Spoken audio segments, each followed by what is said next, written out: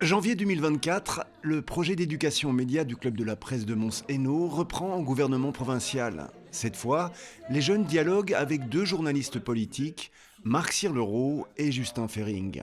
Quand une information vous parvient, regardez toujours d'où ça vient. Interrogez-vous, tiens, est-ce que ça vient de son parti? Est-ce que c'est un journaliste qui lui a posé une question? Est-ce que vous savez, l'enseignement, par exemple, ça dépend de quel niveau de pouvoir? Le nombre de communes qu'il y a en Belgique, en Wallonie, comment est élu un bourgmestre, quelles sont les compétences du bourgmestre? En juin, ces adolescents pourront aller voter pour la première fois aux européennes. Mais avant de poser ce geste, ils veulent comprendre quels sont les enjeux. Ce qui pourrait m'inciter à aller voter, c'est premièrement, pourquoi ce vote a-t-il lieu et pour qui votons-nous et dans quel sens ça va amener des changements.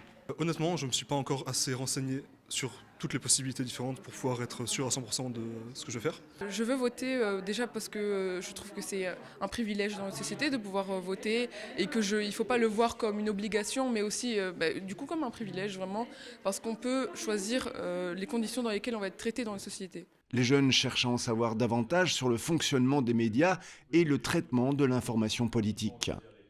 Dans les infos, ils sont plus sur le négatif, j'ai l'impression.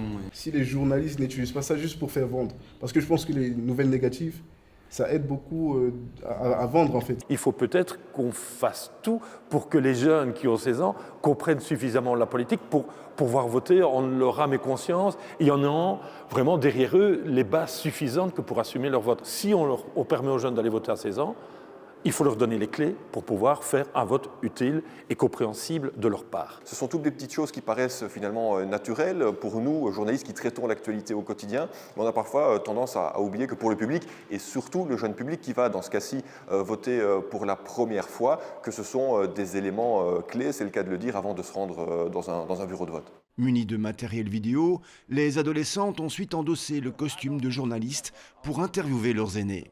Tu dois le mettre au bord de chemise, mais peut-être de l'autre côté.